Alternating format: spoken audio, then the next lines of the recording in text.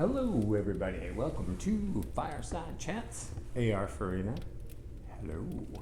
Today, last episode, we talked about infidelity. So today, we're going to talk about sexism, alive and well. Hello, patriarchy. At you. You suck. You've always sucked. You suck today in 2025, or whenever you're watching this. You sucked in the 1800s and 1700s when Austen was writing. And as I mentioned in the last video about the way that Jane had a conversation about fidelity and the genderedness of it, so we can't avoid the gender conversation. Like Austen, the word feminism didn't exist. Do I think she's a feminist icon? Of course. Do all of her books end with a marriage, and in very traditional marriage they do. But in every one of them, our heroines take a stand, they do something, they get to speak truth to power, they get to say no, they get to say, here's what I want, here's my passion, I want something, and often it's I want this relationship. Sometimes it's I want to do it in spite of this, I want to give something up for this, and especially in some of the side characters, but in this book there is like the sexism is just rampant. And here's the thing, obviously the patriarchy is alive and well. The men are awful to the women, except for Edmund, who is not.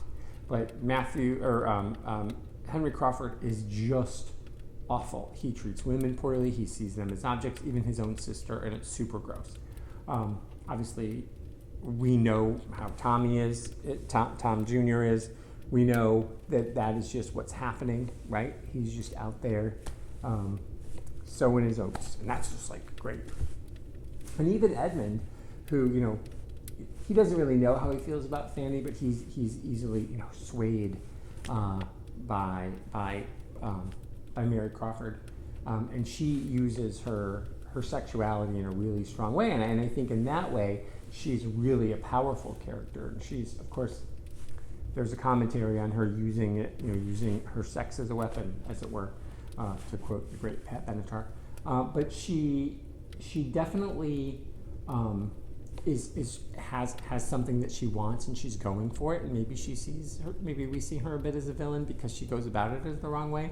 But it's also, there's the difference between her and her brother is very slim, but he's given more of a pass, and even they're like, oh, Fanny, you should totally overlook that he's a rake and you should marry him anyway, but like, oh, she's tainted goods. And so the sexism from the patriarchy is real, but remember, the patriarchy doesn't just affect men. It is men. Men are victims of the patriarchy. Men perpetuate the patriarchy, but so do the women. And so, Mrs. Norris is the worst. She has these crazy bananas, totally awful gender roles that she has applied, but they're based on class, they're based on status. But then at the end, she disregards those out of the love of her niece. And so it's like, what are you saying? Like, oh, we're going to defend her, but if Fanny did that, she'd be disowned. If Julia did that, she'd be disowned. Her own sister is essentially disowned for marrying somebody that she couldn't have known he would turn into the guy. Well, you chose him, and that's it. So you made a bad choice, and so now you're disowned. Stupid girl. And the way that the woman-on-woman violence is real in this, but they do it because that is the way that survival in that time. How are women going to survive in this really horrible sexist culture is to either remove yourselves from it or participate in it. Fanny Price chooses to remove herself from it. She just doesn't participate in it. If she had just died alone, she'd have been content, because she would rather die alone than do something to forge against her principles. So in that way, she's super feminist. Sure, she's still pining for a man, and it ends with the marriage to her first cousin. But she gets that as the reward for being good, right? For being true to herself. And she wouldn't, she stands up for herself. She says no to men. She says, no, I'm not going to let you boss me around. No to her uncle when he said, Fanny, if you don't do this, I'm going to send you home. She's like, okay, send me home. I'm going to stand up. So sure, she's treated like a second-class citizen because she's a woman, and she knows that, but she also stands up for herself. She takes a real strong stand, and there's this conversation that Austen has with us through Fanny's actions, through Mariah's actions, through Mary's actions, and obviously through the way that the sisters treat each other, that woman-on-woman violence. But then there's Julia, who also is sort of just a pawn in it, and all at the end she's like, all right, I'll marry this guy. because she has to marry somebody, and if she just marries Yates, then it's like, okay, she's safe. And there's no love there. It's just expected she'll do that. But Jane herself chose not to marry, and that was such a boss move, right? She's like, nope.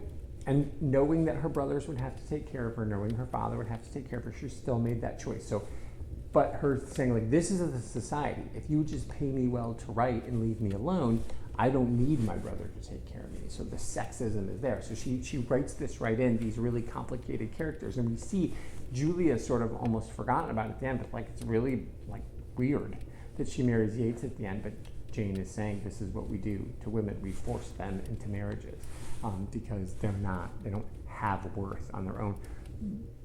When we get to other books, we'll talk about which women get to remain unmarried and how that power structure comes in. But in this book, like the sexism is on display. The sexism feeds in when we talked about classism and infidelity. The sexism is part of it. The patriarchy is part of why Maria Ward married a rich guy. So she's great, but it's also just like, okay, but she's also kept, right? She also is part of why she's checked out and has a dog and sleeps all day, is because that's all that's really expected of her, because she's just a silly woman who's a mother. Now that she's done mothering, her children are grown, she can just have a dog and nap all day, because what other things is she good for?